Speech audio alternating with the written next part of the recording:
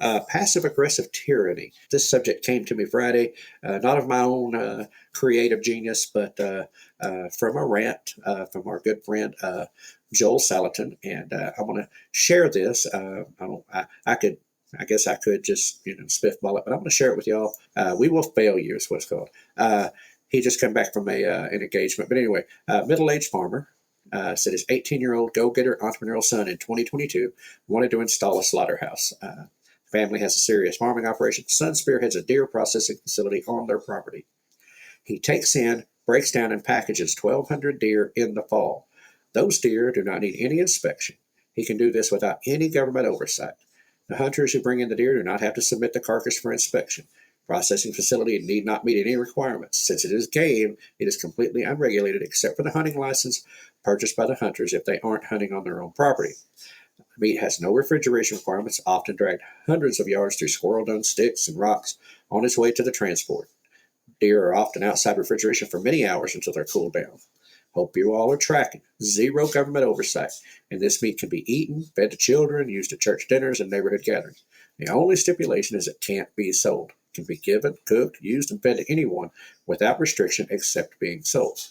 So this enterprising young man called the Virginia Department of Agriculture and Consumer Services Division oversees his meat processing plants and expressed his interest moving his facility to an inspection so he can do beef, pork, and lamb for farmers who can then legally sell it to their neighbors. He's already doing more than 100,000 pounds of venison. Now, for those of you that are unaware, which I think most of our listeners are, but for those who aren't, U.S., you cannot sell a single pound of ground beef, pork chop, unless it's processed in a government-inspected facility. You can give it away, you can buy it, feed it to your children, all without inspection. You just can't sell it. So obviously, if someone bought it, that'd be an illegal sale on the black market, and yes, it does happen. The administrator of that department, and he says he has her name, but I'm not going to look it up or go give it out either. Says, see where am I at? Told this young man who was eagerly ready to comply with all license and permits to build a community avatar that there was no sense in building it. He asked why. An extremely needed business service to the local food community, and our nation is desperately short of these kinds of facilities, which, Todd, goes to our conversation last night about waiting time on processing. Anyway, her answer, you can comply with everything you ask, but we will fail you. The young man, taken back, asked why. Simple, we don't want these small plants. We don't want to mess with them. Anyway, Joel said he went on to say he's not surprised at the prejudice, but to admit it this boldly was surprising. The elitist arrogance of the government agencies, another dream destroyed by tyranny. Whenever people begin defending bureaucratic regulators, these are the stories that come to my mind. Wants to help, but the prejudice is alive. The fact that he can process 1,200 deer and go into the food chain unsold without a single government regulation, but he can't do even one cow, lamb, or pig for a farmer who wants to sell a pound is outrageous. It's not about food safety. It's about controlling the market access so the big shots don't have to suffer competition. And this is why we need a food emancipation proclamation, food freedom. If farmers and ranchers can sell uninspected meat from their livestock, do you believe hospitals would be full of sick people who ate filthy meat? Absolutely not. Food emancipation proclamation. Time for some food freedom, everybody. So now that I've blown through that, let's talk about that. Let's break that down just a little bit. Joel alluded to the fact that there is a tremendous shortage in meat processors. Whether they're USDA inspected meat processing, that's its own thing. There's two different kinds. There's uninspected facilities, non-USDA inspected facilities. Now, what that boils down to is you can raise a cow or a lamb, a pig. You can raise these animals or get a deer, harvest a deer and hunting. Take those to a processor, and they'll process it for you, put it into cuts, marked not for sale on the package, and you come pick it up and take it home. And it's for your consumption and your family, there in your property, and no problem. Or those who want, but if you want to sell it in any form, then you must take it to USDA inspected facility, of which those are very few and far between. Sometimes having to travel several hours to get to one, transport cattle, that type of thing.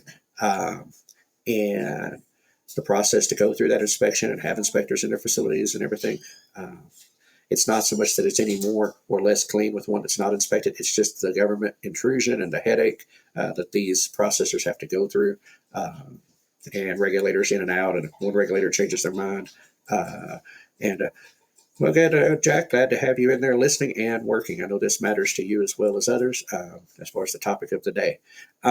So, uh, there's always a need for more and more. And we hear stories of people shutting down. They just, after years of doing it, they close down, get tired. It didn't pass down the family line, whatever. Good morning, Joy. Glad to have you in this morning with us. Uh, so, uh, what do they do? Well, we hear this story of here's a young man, and I'm sure there's stories like this all around the U.S. because I don't think that's an isolated incident. Now, it might be odd or rare that the administrator of the state's agency boldly and openly admits it. That was quite shocking to me when I read it. But, I don't know that, most of them won't tell you that. They'll let you go ahead and go through all the process and come out and just keep finding reasons to fail you. I could see that happening. That does not surprise me. I'm like Joel. I was just shocked that it was openly admitted that way. So if that's going on, I mean, if that's a common thread in these agencies, in this passive aggressive form of tyranny, because they control they're the gatekeepers. You got to go through them. You can't do it otherwise. And it does lend to the fact that they want things processed at the big facilities. They want the food all centralized. It goes to that. And it points out these things and it shows us what's there. And I just wonder, is this happening in multiple states around the country, if not every state? And does that directive come from higher up, from our federal, USDA, FDA, the USDA at the higher level? Does that come from them? Is that something that's pushed down from federal to state, or is that just an isolated incident in the state of Virginia that tends to lean just a little bit to the left, in their some of their facilities, given their proximity to DC? Last night in the chat, Todd from Farming Nature's Way brought up that it's like a year wait where he lives to get processing. And we had that problem for a while down here because it was just overwhelmed. And so, when you've got that kind of time, I mean, how does a guy, when you're having to plan that stuff that far out, that's a lack of processing. And now he's in Pennsylvania. I'm not sure but I'm sure the requirements are stiff there too, or the people who are doing it are, maybe there's just not that many. And we wonder why. And then we hear stories like this where a government agency whose job should be to go and inspect a facility, tell them what the requirements are. They go inspect it. If they meet the requirements, they get their license. Not be holding on to levers of power and serving as a gatekeeper, a roadblock to entrepreneurship, to pursuit of business pursuit, to serving a community in need, just because, oh my goodness, that might go against the narrative. That might go against the thing, just because, well, now we got to send somebody out to these facilities. Now we actually got to get up off of our duff and go do our job. We actually got to get out of the office and go out and deal with people and do our job of inspecting these facilities and making sure they're up to snuff, which in all honesty, most of the time, I suspect, isn't exactly complicated. These people want to stay in business, the ones who want to do this, and listen, hey, if they're not living up to the standards, if they're not keeping their facilities clean and they're not processing in a correct way, then they need to be fined or shut down. I don't want people processing things in an unsafe manner, but doggone it, it shouldn't be up to somebody to tell you you can go get all these requirements you want and it not matter because you're going to fail. That's levers of power. That's controlling the gate, keeping the gate closed, and for the sole purpose of their narrative. Wouldn't surprise me if the person ain't a vegetarian. Be honest with you. Nothing. No, sorry to all the vegetarians out there, but feel free to eat your diet. Just leave us alone with our diet. But anyway, so is this common in all the agencies that they put out requirements and they just quietly fail you? Let me see. I'm gonna share this. This is relative. Thank you, Tracy. So at 20 days worked at a convenience store. They all did meat cutting. We would get insides of beef through the years. There were fewer butchers. It is hard work. It absolutely is. No doubt about it. I mean, even with with modern toolery, the saws and the different things, it is still hard work. And knowing how to cut properly. There's a meat. We have a local butcher where I live that you go in. They've got stuff done. You can buy it from him. Yeah, yeah. Said the definition of vegetarian. I know where you're going, Jack. Yes, poor hunter, bad hunter. Yeah, absolutely. That is the truth. But it is hard work, and there's two processors not very far from me. Once upon a time, one was USDA inspected, the other was not. I think they both pulled out of the program now. I'm not 100% certain, but I know at one time they had, and haven't had anything processed in a while. So, uh, but it is hard work, and it's like a lot of other skilled trades. Uh, Here we go. Wait, wrong one. There we go. Yeah, people would buy meat, but if they'd buy it. I remember back in the mid '90s. I lived out, matter of fact, not too far from Jack. I lived out in Lawton, and there was a butcher, shop, meat shop, whatever you want to call it, about 2.5 blocks from my house. Don't think I bought meat from the world's largest retailer or anywhere else. I went right down there. Most of the time, the day I wanted it. I didn't I didn't store freezer meat and stuff. I just go buy it from them. It was 2.5 blocks away, and it was better quality stuff. So that's the oh, I gotta love this one. Here we go. I'm part veggie. I eat plants. My steers eat grass, and I eat them. There you go. And that's the vegetarians we all love, right there. But we see this, and we've got this going on.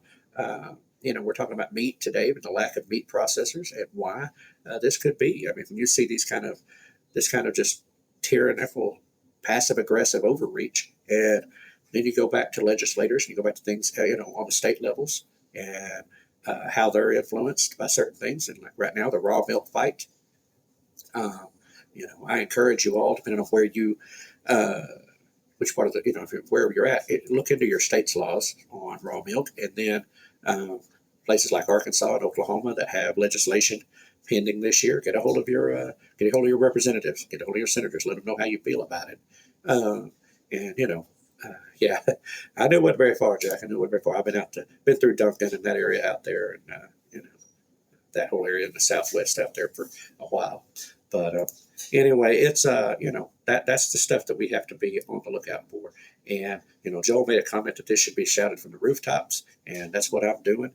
Is making y'all aware of things going on, and how it may not be a flat out ban, but it's a passive aggressive way of doing this, and we need to look into that. And keep your eyes open about this kind of stuff. And when you find stories, share them. When you hear things, share them out so we all can benefit. Because we need more people. I think butchers are kind of falling into that skilled trade that has got pushed to the side, like a lot of them have, and needs to be encouraged. And needs to be promoted as a positive. And certainly somebody that's willing to put in the work and the money and the time and the labor to open up a processing facility. Yeah, right, exactly. Of course, there's the Todd. We call that circumvention, and we appreciate it very much. Anyway, let's make raw milk real milk, just milk again. Let's make all these things just what they are. Not that stuff. But anyway, that is today's topic for the day. We are up on the clock up there. I'm looking, and so we are going to move on through. Let me give out. I'm going to go ahead and give out the tip of the day. I didn't really have a food tip of the day. Let's say, yeah, see, a process directly across the street from me, built new 5 to 7 years ago. It's had 4 different owners, mostly because it's hard work. Uh, let's see, follow on the rest of that. One of the owners was an investment guy. He said he just had it to turn a dollar. You're always going to have those guys around. That's a fact. That is, and, those people that think it looks like a profitable thing, and if it just pays taxes or just breaks even, they're happy. It's a write-off, whatever.